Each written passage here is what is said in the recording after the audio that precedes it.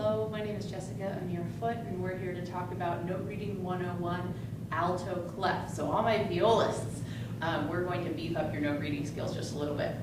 The first thing you have to understand about note reading is that there is a pattern to it. It's an alphabetical order. So our musical alphabet is just A to G, and it keeps repeating on itself. A, B, C, D, E, F, and G. And those notes appear over and over and over on a loop.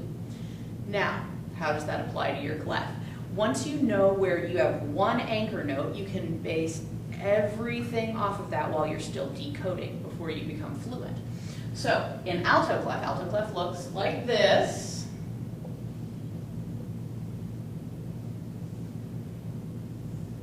The center of the alto clef is very distinctive. It's the center line, and that is also the line that represents C, specifically middle C, but it's a C. If we know that that's a C, then the next step is to realize that every line and space on the staff has a new name associated with it that happens to be in alphabetical order. Every line and space. So if that middle line is C, let's say we're going to ascend, so all of the notes in the musical alphabet will continue to appear alphabetically. So the space above C is D, the line above that is E, the space above that is F, the line above that is G, and the top of the staff is A. Violas, that's your open A. And that third space from the bottom is your open D. Now, going backward.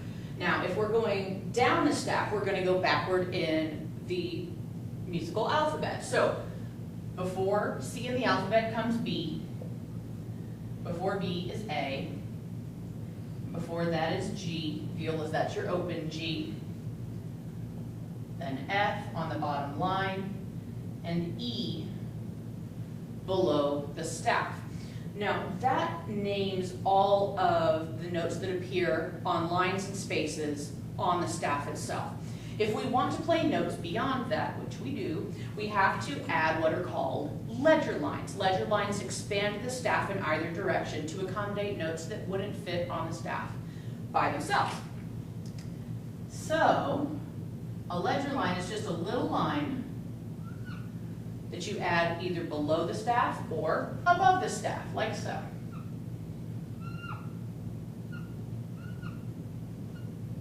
All right. So if we're going to continue to descend, we'll fill out the bottom end first on the staff. On the first ledger line below the staff is a D, and below the first ledger line, violas, that's your open C. That's where it appears. Then if we want to continue to ascend on the A string, one ledger line above is B. On top of the first ledger line is C.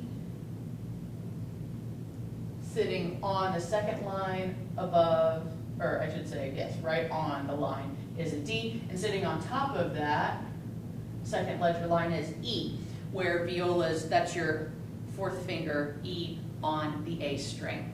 For our intents and purposes, we're going to stop here, but if you wanted to ascend further than this, you can do one of two things, and composers usually do a variety. You can either add more ledger lines to continue to ascend in an alto clef, or you can move to treble, which if you're going up into a much higher register, you probably will be needing to go to treble clef as well.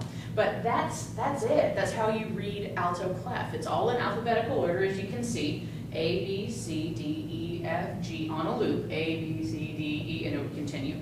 And if you're going down the staff, you're just going in reverse alphabetical order.